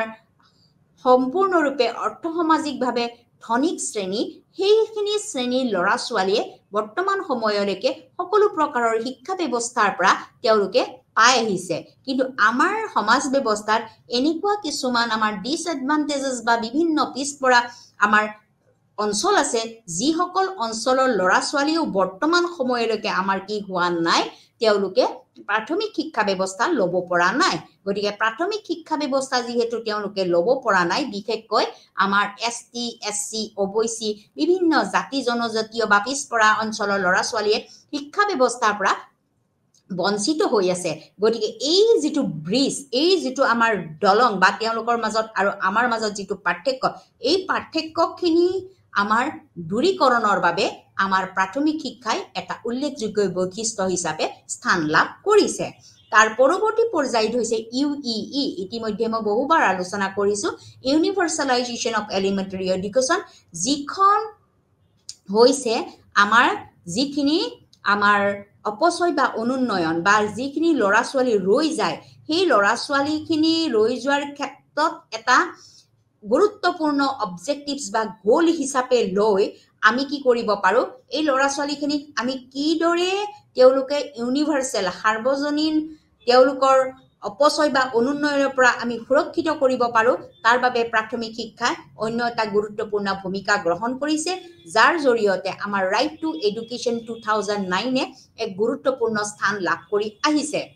ইয়াৰ পৰৱৰ্তী পৰ্যায়ত হৈছে যে ফান্ডামেন্টাল হিউম্যান ৰাইটস অৰ্থাৎ আমাৰ প্ৰাথমিক শিক্ষা ব্যৱস্থা হৈছে কি এটা আমাৰ মানৱীয় আমাৰ অধিকাৰ মানৱ অধিকাৰ মৌলিক অধিকাৰ মানৱ অধিকাৰ হিচাপে আমাৰ ভাৰতীয় সংবিধানত গুৰুত্বপূৰ্ণ স্থান লাভ কৰিছে গতিকে ভাৰতীয় সংবিধানত এই গুৰুত্বপূৰ্ণ স্থান লাভ কৰাৰ লগে লগে প্ৰত্যেকজন ভাৰতীয়ই উপলব্ধি কৰিব পাৰিব লাগিব যে আমাৰ এইটো এটা হৈছে ৰাইট বা অধিকাৰ এইখিনি কথা উপলব্ধি কৰি তেওঁলোকৰ ল'ৰা ছোৱালীবিলাকক তেওঁলোকে বিদ্যালয়লৈ পঠিয়াব লাগিব অৰ্থাৎ আমাৰ যিবিলাক পলিসি আছে আমাৰ যিবিলাক আয়োগ আছে বা আমাৰ যিবিলাক ডকুমেন্ট আছে এই সকলোবিলাকৰ ভিত্তিত আমাৰ আমি চিনাক্তকৰণ কৰি তুলিব লাগিব যে ভাৰতীয় শিক্ষা ব্যৱস্থা প্ৰাথমিক শিক্ষা ব্যৱস্থা যে আমাৰ বিনামূলীয়া হৈছে বিনামূলীয়া বাধ্যতামূলক আৰু সাৰ্বজনীন হৈ আছে এই কথাটো উপলব্ধি কৰিব পাৰিব লাগিব গতিকে তাৰ বাবে আমি কিছুমান প্ৰভিজন বা সুবিধা তেওঁলোকক অৱগত কৰাব লাগিব ইয়াৰ পৰৱৰ্তী পৰ্যায়ত ইতিমধ্যে মই আকৌ এবাৰ আলোচনা কৰিলো যে মিড ডে মিল যেটো দুপৰীয়াৰ আহাৰৰ ব্যৱস্থা যেটো ministry of human resource development যিখন মিড ডে মিল হৈছে এখন কি আঁচনি এইখন হৈছে আমাৰ প্ৰাথমিক শিক্ষা ব্যৱস্থাৰ লগত জড়িত হৈ থকা এটা ইন্টিগ্ৰেল পাৰ্ট জড়িত হৈ থকা এখন আঁচনি যিখন আঁচনিয়ে আমাৰ প্ৰাথমিক পৰ্যায়ৰ সকলোবিলাক শিক্ষা ব্যৱস্থাৰ ক্ষেত্ৰত প্ৰত্যেকখন স্কুলে ইয়াক কি কৰা হয় এই মিড ডে মিলৰ ব্যৱস্থা কৰা হয় আৰু প্ৰত্যেকখন স্কুলে নিজৰ নিজৰ ল'ৰা ছোৱালীবিলাকৰ নাম ভৰ্তিকৰণৰ সুবিধা পোৱা হয় যেতিয়া মিড ডে মিলৰ ব্যৱস্থা কৰা হ'ব আমাৰ অৰ্থনৈতিকভাৱে যিবিলাক পিছপৰা ল'ৰা ছোৱালী আছে বা অৰ্থনৈতিকভাৱে তেওঁলোকে বহুতো পিছপৰি আছে এই পিছপৰা ল'ৰা ছোৱালীখিনিক আমি কিদৰে আগবঢ়াই আনিব পাৰিম গতিকে তেওঁলোকে এখাজ ভাতৰ কাৰণেও তেওঁলোকৰ বহুত সমস্যা হয় এই সমস্যাখিনিৰ কাৰণে বহুতো ল'ৰা ছোৱালী সময়মতে স্কুলত আহিব নোৱাৰে তেওঁলোকে মাক দেউতাকৰ লগত শ্ৰমিক হিচাপে তেওঁলোকে বিভিন্ন জাগালৈ কাম কৰিবলৈ যায় গতিকে এইখিনি ল'ৰা ছোৱালীক আমি আগবঢ়াই নিয়াৰ ক্ষেত্ৰত আমি কেনেকুৱা ধৰণৰ পদক্ষেপ হাতত ল'ম এইখিনি লোৱাৰ বাবে আমাৰ ভাৰত চৰকাৰে কি কৰিছিলে আমাৰ যিখন ৰাষ্ট্ৰীয় শিক্ষা নীতি 1986 চনৰ এই শিক্ষা নীতিৰ ভিত্তিত আমাৰ কি কৰা হৈছিলে মিড ডে মিলৰ ব্যৱস্থা কৰিছিলে গতিকে মিড ডে মিলৰ ব্যৱস্থাৰ জৰিয়তে আমাৰ কি কৰা হৈছিলে প্ৰাথমিক শিক্ষা ব্যৱস্থা আমাৰ আগবঢ়াই নিয়াৰ এক ভূমিকা গ্ৰহণ কৰিছিলে ইয়াৰ পৰৱৰ্তী পৰ্যায়ত অন্য এটা বস্তু আহিলে যে SSA সৰ্বশিক্ষা অভিযান যিখন সৰ্বশিক্ষা অভিযানে আমাৰ কি কৰিছিলে ভাৰতীয় শিক্ষা ব্যৱস্থাখন ভাৰতীয় প্ৰাথমিক শিক্ষা ব্যৱস্থা UEE ইউনিভাৰ্সালাইজেশ্যন অফ এলিমেণ্টাৰী এডুকেশ্যনৰ অন্তৰ্ভুক্তকৰণৰ ব্যৱস্থা কৰিছিলে গতিকে এই যি SSA সৰ্বশিক্ষা অভিযান এই অভিযানখনৰ মুখ্য লক্ষ্য আছিল যে আমি প্ৰত্যেকখন ঠাই বিশেষে আমি প্ৰত্যেকবিলাক ল'ৰা ছোৱালীবিলাকক আমি এসেস কৰিব লাগিব তেওঁলোকে যদি বাদ পৰি না যায় তেওঁলোকৰ ৰিটেনশন নহয় তেওঁলোকক যদি আমি কোনো ধৰণৰ জেন্ডাৰৰ মাজত যদি তুলনা কৰা নহয় বা সামাজিকভাৱে যিখিনি আমাৰ কেটেগৰী বা পৰ্যায় আছে এই সকলৰ গ্যাপ আমি কি কৰিব লাগিব দূৰীকৰণৰ বাবে আমি SSA এৰ মাধ্যমেৰে সৰ্বশিক্ষা অভিযানৰ মাধ্যমেৰে এই আঁচনিখনৰ মাধ্যমেৰে আমি প্ৰাথমিক শিক্ষা ব্যৱস্থা বিনামূলীয়া বাধ্যতামূলক আৰু সাৰ্বজনীন কৰাৰ বাবে আমি চেষ্টা কৰিব লাগিব গতিকে আমি আলোচনা কৰিলো যে ভাৰতীয় প্ৰাথমিক শিক্ষা ব্যৱস্থা যি শিক্ষা ব্যৱস্থা আমাৰ ভাৰতবৰ্ষ স্বাধীনতা লাভ কৰাৰ আমাৰ 1947 চনত যেতিয়া ভাৰতবৰ্ষ স্বাধীনতা লাভ কৰিছিল এই স্বাধীনতা লাভ কৰাৰ পিছত 1950 চনৰ 26 জানুৱাৰীত কি কৰা হল আমাৰ সংবিধানখন প্ৰস্তুত কৰা হল এই সংবিধানখনৰ বহুতো অনুচ্ছেদ বহুতো দফা বহুতো আৰ্টিকল আমাৰ আছে গতিকে এই অনুচ্ছেদসমূহৰ ভিতৰত আমাৰ যিখন 45 নম্বৰ অনুচ্ছেদ আছিল এই অনুচ্ছেদখনতে উল্লেখ কৰা আছিল যে আমাৰ ভাৰতবৰ্ষৰ প্ৰাথমিক শিক্ষা কি হ'ব লাগিব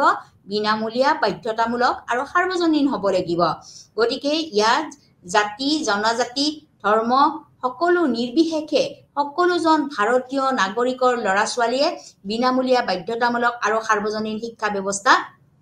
পাব লাগিব গতিকে এই শিক্ষা ব্যৱস্থাৰ জৰিয়তে তেওঁলোকে গম পাব লাগিব যে ভাৰতীয়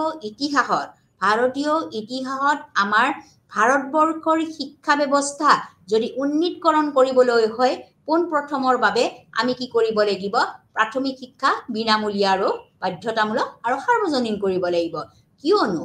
আমাৰ প্ৰাথমিক শিক্ষা ব্যৱস্থা যদি আমাৰ টনকিয়াল নহয় তেতিয়াহ'লে আমি মাধ্যমিক শিক্ষা ব্যৱস্থা আমি কৰিব নোৱাৰো আৰু মাধ্যমিক শিক্ষা ব্যৱস্থা যদি টনকিয়াল নহয় তেতিয়াহ'লে আমি উচ্চ শিক্ষাৰ কথা ভাবিব নোৱাৰো গতিকে পোনপ্ৰথমতে আমি চিন্তা কৰিব লাগিব যে ভাৰতীয় শিক্ষা ব্যৱস্থাত আমি প্ৰাথমিক শিক্ষা ব্যৱস্থা বা এলিমেণ্টাৰী এডুকেশ্যনক আমি প্ৰথম স্থান দিব লাগিব আৰু সেই মৰ্মে আমাৰ ভাৰতবৰ্ষৰ বহুতো আমাৰ আয়োগ গঠন কৰা হ'ল বহুতো কমিটি গঠন কৰা হ'ল ইয়াৰ ফলস্বৰূপে বৰ্তমান সময়ত 2009 চনত আমাৰ ৰাইট টু এডুকেশ্যন এখন এক্ট ওলোৱা হ'ল এই এক্টখনো হৈছে আমাৰ 45 নং অনুচ্ছেদৰ পিছত ভাৰতবৰ্ষৰ সময়ে সময়ে যিবিলাক শিক্ষা আয়োগ গঠন হ'ল সময়ে সময়ে আমাৰ SSA আমাৰ সৰ্বশিক্ষা অভিযানে এটা বিশেষ ভূমিকা গ্ৰহণ কৰিলে 2001 চনৰ পৰা 10 চনৰ ভিতৰত আমাৰ ভাৰতবৰ্ষৰ সকলোবিলাক শিশুৱে কি হ'ব লাগিব বিনামূলীয়া বাধ্যতামূলক আৰু সাৰ্বজনীন প্ৰাথমিক শিক্ষা পাব লাগিব যেতিয়া এইখিনি আমাৰ ফলপ্ৰসূ নহ'ল সেই সময়তে 2009 চনত আমাৰ ৰাইট টু এডুকেশ্যন শিক্ষাৰ অধিকাৰ আইন প্ৰস্তুত কৰা হ'ল এই আইনখনৰ মূল লক্ষ্যটো আছিল যে আমাৰ ভাৰতবৰ্ষৰ যেতিয়া সংবিধানখন সময়ে সময়ে কি কৰা হয় আমাৰ সলনি কৰা হয় যেতিয়া ভাৰতবৰ্ষৰ প্ৰাথমিক শিক্ষা আমাৰ যথাক্ৰমে ইমান ফলপ্ৰসূ হৈ উঠা নাছিলে তেতিয়া আমাৰ শিক্ষাবিদসকলে চিন্তা কৰিছিলে যে আমি ইয়াৰ বাবে এখন আইন প্ৰস্তুত কৰিব লাগিব গতিকে আমাৰ সংবিধানৰ কিছু কিছু বস্তু আমি পৰিৱৰ্তন কৰিব লাগিব গতিকে আমাৰ ভাৰতৰ সংবিধানখন কি কৰা হ'ল 86তম সংশোধনীৰ ব্যৱস্থা কৰা হ'ল গতিকে 86তম সংশোধনীৰ ব্যৱস্থাৰ ফলস্বৰূপে আমাৰ ভাৰতবৰ্ষত এটা নতুন আৰ্টিকল গঠন কৰা হ'ল যিটো আৰ্টিকলক আমি কৈছো 21A গতিকে 2009 চনৰ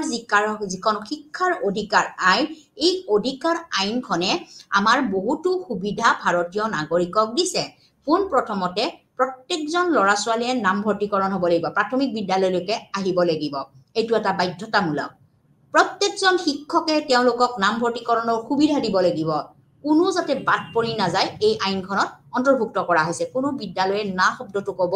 নোৱাৰিব নামভৰ্তিকৰণৰ ক্ষেত্ৰত জাতি ধৰ্ম ভাষা নিৰ্বিশেষে সকলো ল'ৰা ছোৱালী বিদ্যালয়লৈকে আহিব পাৰিব ইয়াৰ পৰৱৰ্তী পৰ্যায়ত কিছুমান অৰ্থনৈতিক কাৰণত কিছুমান অৰ্থসামাজিক কাৰণত কিছুমান শিশু শ্ৰমিক হিচাপে মাক দেউতাকে নিজৰ লগতে কামত লৈ যায় এইখিনিও আইনত এটা বাধ্যতামূলক কৰা হৈছিল কোনো মাক দেউতাকে নিজৰ ল'ৰা ছোৱালীক কৰ্মত লৈ যাব নোৱাৰিব তেওঁলোকে বিদ্যালয়লৈকে পঠিয়াব লাগিব তাৰ পৰৱৰ্তী পৰ্যায়ত ল'ৰা ছোৱালীসকলৰ যাতে বিশেষ অসুবিধা নহয় বহুত দূৰলৈকে আহিব লগা নহয় তেওঁলোকক যোগাযোগ সাব্যস্ত বা যোগাযোগ বা কমিউনিকেশ্যন তেওঁলোকৰ যিখিনি আশা কৰাৰ সুবিধাৰ বাবে 1 কিলোমিটাৰৰ মূৰে মূৰে আমি প্ৰাথমিক বিদ্যালয় স্থাপন কৰিব লাগিব আকৌ প্ৰাথমিক বিদ্যালয়ৰ সকলো ল'ৰা ছোৱালীক আমি কোনো ধৰণৰ পানিশমেন্ট দিব নোৱাৰো জিৰো পানিশমেন্ট আৰু তাৰ লগতে তেওঁলোকে যিখিনি কাৰ্যসূচী বা তেওঁলোকে যিটো পৰীক্ষাত অৱতীৰ্ণ হ'ব এই পৰীক্ষা ব্যৱস্থাও আমাৰ কি হ'ব কোনো ধৰণৰ ল'ৰা ছোৱালীক ফেল কৰাই ৰখা নহ'ব এইখিনি সুবিধা আমাৰ ক'ত আছিল ৰাইট টু এডুকেশ্যন 2009ত আছিল গতিকে ৰাইট টু এডুকেশ্যন 2009 খন হৈছে এখন গুৰুত্বপূৰ্ণ আইন যিখন আইনে কি কৰে সকলো শিশুকে 6 পৰা 14 বছৰ বয়সলৈকে আমাৰ বিনামূলীয়া আৰু বাধ্যতামূলক সাৰ্বজনীন শিক্ষা ব্যৱস্থা তেওঁলোকে ল'ব পাৰে তাৰ ওপৰত গুৰুত্ব প্ৰদান কৰিছিল তেওঁলোকৰ নামভৰ্তিকৰণৰ ওপৰত গুৰুত্ব প্ৰদান কৰিছিল তেওঁলোকৰ উপস্থিতিৰ যাতে সংখ্যা বাধ্যতামূলক হয় তাৰ ওপৰত গুৰুত্ব দিছিল আৰু প্ৰাথমিক শিক্ষা তেওঁলোকে কিদৰে সমাপ্তি কৰিব পাৰে তাৰ ওপৰতো গুৰুত্ব প্ৰদান কৰা হৈছিল তাৰ পৰৱৰ্তী পৰ্যায়ত ইউইই ইউনিভাৰ্সালাইজেশ্যন অফ এলিমেণ্টাৰী এডুকেশ্যনে কি কৰিছিল আমাৰ প্ৰাথমিক শিক্ষা ব্যৱস্থা যাতে শক্তিশালী ভূমিকা গ্ৰহণ কৰিব পাৰে গতিকে আমাৰ ভাৰতবৰ্ষৰ গণতন্ত্ৰত যাতে শক্তিশালী ভূমিকা গ্ৰহণ কৰিব পাৰে তাৰ বাবে আমাৰ কিছুমান প্ৰভিজন ৰখা হৈছিল বা সুবিধা দিয়া হৈছিল এই সুবিধাৰ ভিতৰত আমাৰ ইকুৱেল অপৰচুনিটি সমানভাৱে সা সুবিধা পাব লাগিব কিহৰ ওপৰত যাতে সকলোখিনি ল'ৰা ছোৱালীয়ে আমাৰ স্বাধীনতা লাভ কৰাৰ পিছত তেওঁলোকে সমভাৱে অধিকাৰ লাভ কৰিব পাৰে সমান সুবিধা লাভ কৰি পেলাই প্ৰাথমিক শিক্ষা ব্যৱস্থা ল'ব পাৰে গতিকে 6 পৰা 14 বছৰ ল'ৰা ছোৱালীখিনি আমাৰ প্ৰাথমিক শিক্ষা অন্তৰ্ভুক্তকৰণৰ বাবে ইউইই ইউনিভাৰ্সাল এলিমেণ্টাৰী এডুকেশ্যনো আমাৰ গুৰুত্বপূৰ্ণ পদক্ষেপ আগবঢ়াই আহিছে ইয়াৰ পৰৱৰ্তী পৰ্যায়ত আমাৰ অন্য কিছুমান সময়ৰ লগে লগে আমাৰ কি হল ভাৰতবৰ্ষ স্বাধীনতা লাভ কৰিলে স্বাধীনতা লাভ কৰাৰ পিছত আকৌ কিছুমান আমাৰ আয়োগ গঠন কৰা হল যি আয়োগ গলেও আমাৰ ভাৰতীয় শিক্ষা ব্যৱস্থাৰ প্ৰাথমিক পৰ্যায়ে হওক বা মাধ্যমিক পৰ্যায়ে হওক বা উচ্চ পৰ্যায়তে হওক তেওঁলোকে বিভিন্ন ধৰণৰ আমাৰ দিহা পৰামৰ্শ বা বিভিন্ন ধৰণৰ আমাক সাজেশন দি আহিছে আমাৰ ভাৰতীয় শিক্ষাবিদসকলে আমাক সাজেশন দি পেলাই আমাৰ প্ৰাথমিক শিক্ষাৰ ক্ষেত্ৰত বা আমাৰ ভাৰতীয় শিক্ষা ব্যৱস্থা আগবঢ়াই নিয়াৰ ক্ষেত্ৰত গুৰুত্বপূৰ্ণ পদক্ষেপ আমাৰ আগবঢ়াই আহিছে আমি জানো যে আমাৰ প্ৰাথমিক শিক্ষা ব্যৱস্থা নোহোৱাকৈ মাধ্যমিক শিক্ষা ব্যৱস্থা হ'ব নোৱাৰে মাধ্যমিক শিক্ষা ব্যৱস্থা নোহোৱাকৈ আমাৰ উচ্চ শিক্ষা ব্যৱস্থা হ'ব নোৱাৰে গতিকে আমাৰ প্ৰাথমিক শিক্ষা ব্যৱস্থাৰ আমাৰ মূল লক্ষ্য কেইটাই আছিল কি মূল উদ্দেশ্যটো হৈছিল কি প্ৰথমতে হৈছে যে আমি কোৱালিটি এডুকেশ্যন দিব লাগিব আমাৰ প্ৰাথমিক শিক্ষাটো যেতিয়া মজবুত হ'ব তেতিয়াহে আমি মাধ্যমিক শিক্ষা মজবুত কৰিব পাৰিম মই এটা উদাহৰণ দিব পাৰো যেতিয়া আমি এটা ঘৰ বনাও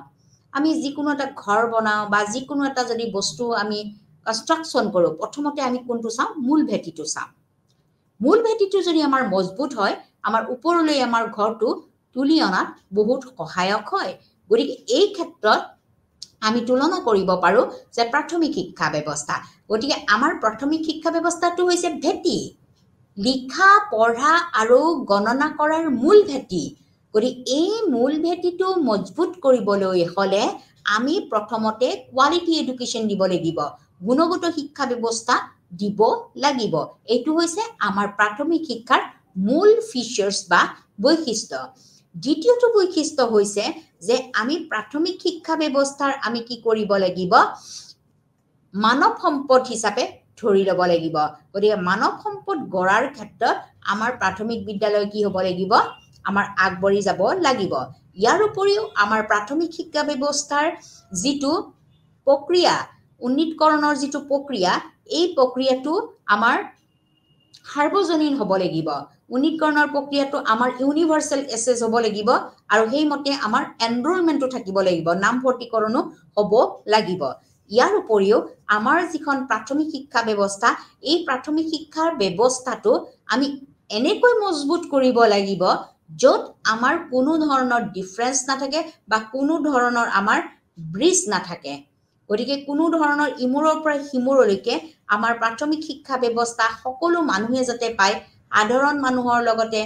বিশেষ মানুহও যাতে পায় আৰু ইয়াৰ উপৰিও আমাৰ কিছুমান জাতি জনজাতিৰ ব্যক্তি আছে আমি শিডিউল কাষ্ট হওক শিডিউল ট্ৰাইবছ হওক আদাৰ বেকৱাৰ্ড ক্লাছ হওক এইখিনি মানুহে জাতি জনজাতি উপজাতি এই সকলোখিনি বা দুৰ্বল পিছপৰা লোকসকল আমাৰ আদাৰ বেকৱাৰ্ড ক্লাছ পিছপৰা জাতিসকলেও যাতে প্ৰাথমিক শিক্ষা ব্যৱস্থা পায় এই প্ৰাথমিক শিক্ষা ব্যৱস্থাৰ মাজত যাতে আমাৰ কোনো ধৰণৰ ব্ৰিজ নাথাকে আমাৰ কোনো ধৰণৰ গ্যাপ নাথাকে তাৰ বাবে আমাৰ কি কৰা হৈছিল প্ৰাথমিক শিক্ষা ব্যৱস্থা আৰু মানদণ্ড উন্নীতকৰণৰ ওপৰত গুৰুত্ব প্ৰদান কৰা হৈছিল ইয়াৰ পৰৱৰ্তী পৰ্যায়ত আমাৰ কি কৰা হৈছিল আমাৰ সাৰ্বজনীন যিটো ৰিটেনশন এই ৰিটেনশনটো কিদৰে আমি প্ৰগ্ৰেছ কৰিব পাৰো তাৰ ওপৰতো গুৰুত্বপূৰ্ণ ভূমিকা গ্ৰহণ কৰা হৈছিল গতিকে সাৰ্বজনীন যিটো আমাৰ ৰিটেনশন বা অনুন্নয়ন এই অনুন্নয়নটো আমাৰ ইউনিভাৰ্সাল অফ এলিমেণ্টাৰী এডুকেশ্যনৰ জৰিয়তে আগবঢ়াই নিয়াৰ ওপৰত গুৰুত্ব প্ৰদান কৰা হৈছিল ইয়াৰ উপৰিও বিভিন্ন ধৰণৰ আমাৰ ইনিচিয়েটিভ লোৱা হৈছিল বিশেষকৈ বিদ্যালয় পৰ্যায়ত আমাৰ কিছুমান তদন্ত কৰা হৈছিল যে কিমানখিনি ল'ৰা ছোৱালী ড্ৰপ আউট হ'ল ৰৈ গ'ল গতিকে প্ৰাথমিক শিক্ষাৰ ৰেট বা শতকৰা হাৰ কিমান শতাংশ ল'ৰা ছোৱালী ৰৈ গ'ল এই ৰৈ যোৱা ল'ৰা ছোৱালীখিনিক আমাৰ 2009 আৰু 10 চনত এখন আঁচনি প্ৰস্তুত কৰি তাত অন্তৰ্ভুক্তকৰণৰ ক্ষেত্ৰত গুৰুত্ব প্ৰদান কৰা হৈছিলে ইয়াৰ পৰৱৰ্তী পৰ্যায়ত আমাৰ প্ৰাথমিক শিক্ষা ব্যৱস্থা যে এটা fundamental right fundamental human right মৌলিক আমাৰ অধিকাৰ মৌলিক মানৱ অধিকাৰৰ কথা এটা গুৰুত্বপূৰ্ণ আমাৰ ফিচাৰ্ছ বা বৈশিষ্ট্য প্ৰাথমিক শিক্ষাৰ ক্ষেত্ৰত কাৰণ প্ৰাথমিক শিক্ষাৰ অবিহনে আমাৰ মাধ্যমিক শিক্ষা সম্ভৱ নহয় গতিকে আমি প্ৰাথমিক শিক্ষাক আমি ফাণ্ডামেণ্টেল ৰাইটছ হিচাপে আমাৰ ভাৰতীয় সংবিধানে কি কৰিছে স্বীকৃতি প্ৰদান কৰিছে যে প্ৰত্যেকজন শিশুৱে আমাৰ কি হ'ব লাগিব আমাৰ শিক্ষা ব্যৱস্থা পাব লাগিব এই শিক্ষা ব্যৱস্থা আগবঢ়াই নিব লাগিব গতিকে প্ৰত্যেকজন ভাৰতীয়ক আমি এইটো ফাণ্ডামেণ্টেল ৰাইটছ হিচাপে আমি দিব লাগিব অধিকাৰ দিব লাগিব তেওঁলোকে যাতে বঞ্চিত নহয় তাৰ ওপৰত গুৰুত্ব প্ৰদান কৰিব লাগিব ইয়াৰ উপৰিও আমাৰ মিড ডে মিলৰ এখন আঁচনি আছিলে এই আঁচনিখনো আমাৰ প্ৰাথমিক শিক্ষা ব্যৱস্থাৰ এটা মূল ফিচাৰ্ছ বা বৈশিষ্ট্য কাৰণ মিড ডে মিল যেতিয়া আমাৰ প্ৰস্তুতকৰণৰ আঁচনিখন লোৱা হ'ল ইয়াৰ উদ্দেশ্যটো আছিলে আমাৰ ভাৰতবৰ্ষত বহুতো অৰ্থ সামাজিকভাৱে পিছপৰা কিছুমান অঞ্চল আছে বা পৰিয়াল আছে যিসকল পৰিয়ালৰ দুবেলা দুমুঠি খাবলৈকেও তেওঁলোকৰ বহুত অভাৱ হয় গতিকে এইখিনি ল'ৰা ছোৱালী আমি যে ওলাই নিব পাৰোঁ তেওঁলোকে শিক্ষাৰ পৰা যাতে বঞ্চিত নহয় গতিকে ৰাতিপুৱা তেওঁলোকে ভাত খাই আহিব নোৱাৰে বা দুপৰীয়া আহাৰ মুঠিৰ কাৰণে তেওঁলোকক যথেষ্ট কষ্ট কৰা হয় ইউনিভাৰ্চেল অফ এলিমেণ্টাৰী এডুকেশ্যনৰ আমাৰ যিটো পদক্ষেপ লোৱাৰ লগে লগে আমাৰ 1986 চনৰ যিখন শিক্ষাৰ ৰাষ্ট্ৰীয় নীতি আছিল এই নীতিখনে আমাৰ কি কৰিলে মিড ডে মিলৰ ব্যৱস্থা কৰিলে গতিকে মিড ডে মিল হৈছে এক ব্যৱস্থা যিটো ব্যৱস্থাৰ জৰিয়তে আমাৰ ভাৰতবৰ্ষৰ চুকে কোণে থকা অৰ্থনৈতিকভাৱে পিছপৰা যিবিলাক পৰিয়াল আছে এই পৰিয়ালসকলৰ ল'ৰা ছোৱালীসকলো যাতে বাদ পৰি নাযায় গতিকে তেওঁলোকক আগবঢ়াই নিব পাৰি তাৰ ওপৰত গুৰুত্ব প্ৰদান কৰি অহা হৈছে ইয়াৰ পৰৱৰ্তী পৰ্যায়ত হৈছে SSA সৰ্বশিক্ষা অভিযান এইখন হৈছে এখন আমাৰ প্ৰাথমিক শিক্ষা ব্যৱস্থাৰ এক বিশেষ আঁচনি বা ফিচাৰ যিখনে আমাৰ কি কৰিছে প্ৰাথমিক শিক্ষা ব্যৱস্থা ইউনিভাৰ্চেল এছেছ কৰাৰ ক্ষেত্ৰত বা তেওঁলোকক যাতে আমি অনুন্নয়ন বা অপচয় ক্ষেত্ৰত ৰৈ নাযায় তেওঁলোকৰ যাতে লিংগ গঠনৰ ক্ষেত্ৰতে হওক বা লিংগ যেতিয়া আমি পাৰ্থক্য নকৰোঁ বা আমাৰ সামাজিক যিটো দক্ষতা বা সামাজিক যিটো আমাৰ কেটেগৰী আছে বিভিন্ন প্ৰকাৰ আছে এই সামাজিক কেটেগৰীৰ মাজত যাতে গ্যাপ নহয় যে অমুক কেটেগৰী মানুহ কাৰণে তেওঁ প্ৰাথমিক শিক্ষা ব্যৱস্থাৰ পৰা বঞ্চিত হ'ল বা তেওঁ ছোৱালীৰ কাৰণে বঞ্চিত হ'ল গতিকে এই জেণ্ডাৰ যিটো কেটেগৰী বা যিটো আমাৰ ছ'চিয়েল কেটেগৰী যিটো সামাজিক কেটেগৰী সেই কেটেগৰীৰ পৰা যাতে কোনো বঞ্চিত নহয় তাৰ বাবে আমাৰ সৰ্বশিক্ষা অভিযান এখন আঁচনি প্ৰস্তুত কৰা হ'ল 2001 চনত এই আঁচনিখনেও কি কৰিছিলে আমাৰ ভাৰতীয় শিক্ষা ব্যৱস্থাত প্ৰাথমিক শিক্ষা ব্যৱস্থা যাতে আমি আগবঢ়াই নিব পাৰোঁ সকলো ল'ৰা ছোৱালী যাতে প্ৰাথমিক শিক্ষা লাভ কৰিব পাৰে তাৰ ওপৰত গুৰুত্ব প্ৰদান কৰি আহিছিলে কিন্তু এই আঁচনিখন আমাৰ কি হ'ল সময়ত ইয়াক ফলপ্ৰসূ আমি কৰিব নোৱাৰাৰ ফলস্বৰূপে আমাৰ ভাৰতবৰ্ষত এই আঁচনিখনৰ মূল লক্ষ্যটো আছিল কি 2001 পৰা 10 চনৰ ভিতৰত সকলো ল'ৰা ছোৱালী ভাৰতবৰ্ষৰ চুকে কোণে থকা সকলো ল'ৰা ছোৱালী কি হ'ব লাগিব বিনামূলীয়া বাধ্যতামূলক আৰু সাৰ্বজনীন শিক্ষা পাব লাগিব গতিকে ভাৰতীয় শিক্ষা ব্যৱস্থাৰ আমি প্ৰাথমিক শিক্ষাৰ বৈশিষ্ট্যবিলাক পালোঁ ইয়াৰ লগে লগে আমাৰ ভাৰতীয় শিক্ষা ব্যৱস্থাৰ প্ৰাথমিক শিক্ষা ব্যৱস্থাৰ ক্ষেত্ৰত আমাৰ আকৌ বিভিন্ন কমিশ্যন বা আয়োগে মাত মাতি আহিছিলে তাৰ প্ৰথমখন আয়োগ ইতিমধ্যে মই আলোচনা কৰিলোৱে মই পুনৰবাৰ আপোনালোকক আলোচনা কৰিবলৈ লৈছোঁ যে বিশ্ববিদ্যালয় শিক্ষা আয়োগ 1948 আৰু 89 চন 1948 আৰু 49 তাৰপিছত হৈছে মাধ্যমিক শিক্ষা আয়োগ 1952-53 কোঠাৰী আয়োগ 1964-66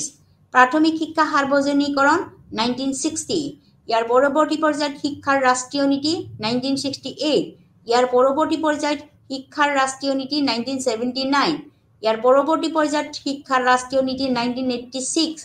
ইয়াৰ পৰৱৰ্তী পৰ্যায়ত কাৰ্যসূচী of action POA programme of action 1992 ইয়াৰ পৰৱৰ্তী পৰ্যায়ত হৈছে নৱম পঞ্চবাৰ্ষিকী পৰিকল্পনা এইকেইখন হৈছে আমাৰ প্ৰাথমিক শিক্ষাৰ ব্যৱস্থাৰ ক্ষেত্ৰত তেওঁলোকে আগবঢ়োৱা বিভিন্ন মতামত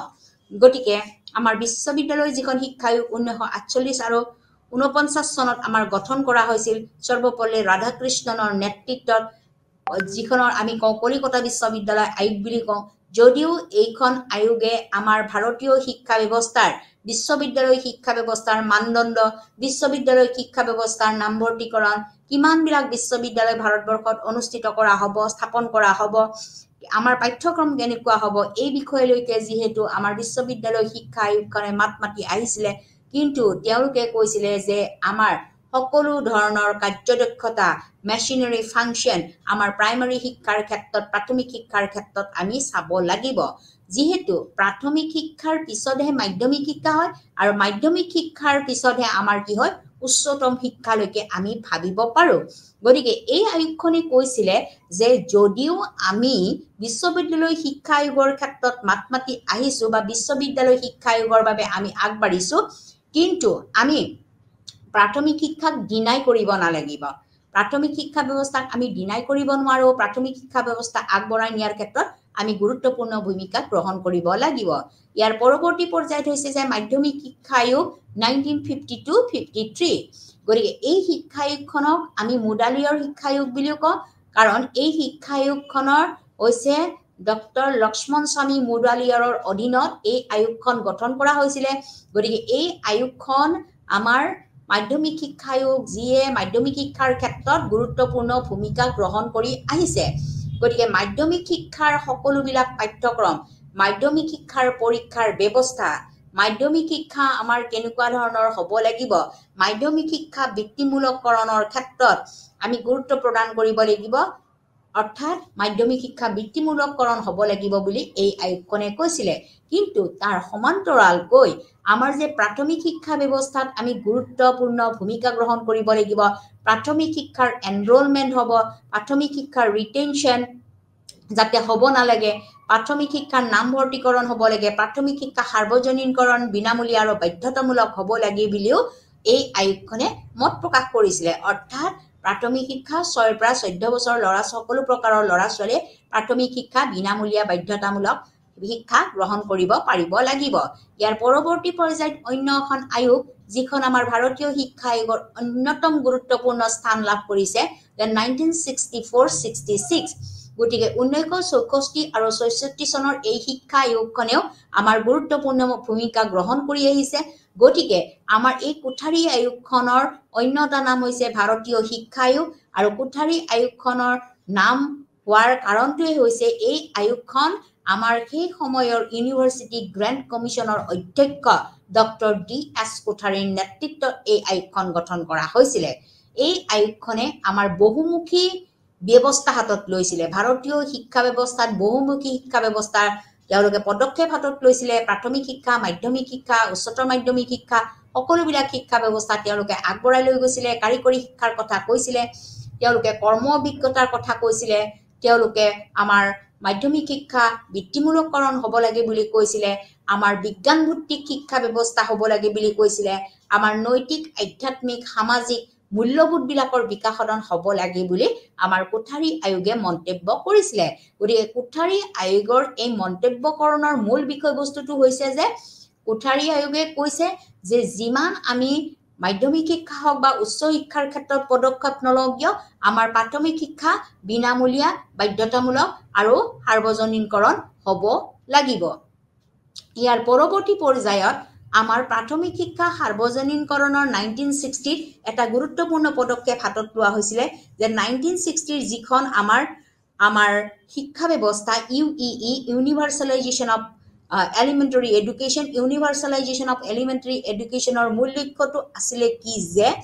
আমি সকলোবিলাক ল'ৰা ছোৱালীকে বিনামূলীয়া বাধ্যতামূলক শিক্ষা ব্যৱস্থা দিব লাগিব আৰু এই শিক্ষা ব্যৱস্থা কেনেকুৱা হ'ব লাগিব 6 পৰা 14 বছৰ বয়সৰ ভিতৰত হ'ব লাগিব ইয়াৰ পৰৱৰ্তী পৰ্যায়ত হৈছে নেশ্যনেল পলিচি অফ এডুকেশ্যন যিখনে কি কৰিছিলে পোন প্ৰথমবাৰৰ বাবে আমাৰ 6% ল'ৰা ছোৱালী 6% ল'ৰা ছোৱালীৰ শিক্ষাৰ কথা তেওঁলোকে ভাবিছিলে আৰু তেওঁলোকে ভাবিছিলে 10%ৰ ভিতৰত 6% ল'ৰা ছোৱালীৰ শিক্ষাৰ কথা তেওঁলোকে উল্লেখ কৰিছিলে আৰু তেওঁলোকে কৈছিলে যে আমি গুণগত মানদণ্ডৰ শিক্ষা ব্যৱস্থা আগবঢ়াব লাগিব লগতে এই শিক্ষা ব্যৱস্থাটো আমি সাধাৰণ শিক্ষা বুলি ধৰিব নালাগিব সাধাৰণ শিক্ষা হিচাপে লৈ আমি বিশেষ শিক্ষা হিচাপে আমি ইয়াক ক'ব নালাগিব not specific but it was a general ইয়াৰ পৰৱৰ্তী পৰ্যায়ত আমাৰ ৰাষ্ট্ৰীয় শিক্ষা নীতি 1968 যিখনে আমাৰ বহুত গুৰুত্বপূৰ্ণ ভূমিকা গ্ৰহণ কৰিছিলে আৰু প্ৰাথমিক শিক্ষা বিনামূলীয়া বাধ্যতামূলক আৰু সাৰ্বজনীনকৰণ হ'ব লাগে বুলি কৈছিলে ইয়াৰ পিছত যিখন শিক্ষা নীতি আহিল 1979 এই 1979 কৈছে আমাৰ শিক্ষা ব্যৱস্থাক আমি গুণগত মানদণ্ড হ'ব লাগিব ইয়াত কোনো ৰিটেনশন থাকিব নালাগিব ইয়াত এনৰোলমেন্ট বা নামভৰ্তিকৰণ আমি সম্পূৰ্ণৰূপে 100% হ'ব লাগিব গতিকে আমি ইয়াক বাধ্যতামূলক কৰিব লাগিব গতিকে আজিৰ পাঠত মই আপোনালোকক প্ৰাথমিক শিক্ষাৰ বিভিন্ন আয়োগৰ বিষয়ে আলোচনা কৰিলো ইয়াৰ পৰৱৰ্তী পৰ্যায়ত মই অন্য এটা পাঠ লৈ আপোনালোকৰ ওচৰলৈ আহিম নমস্কাৰ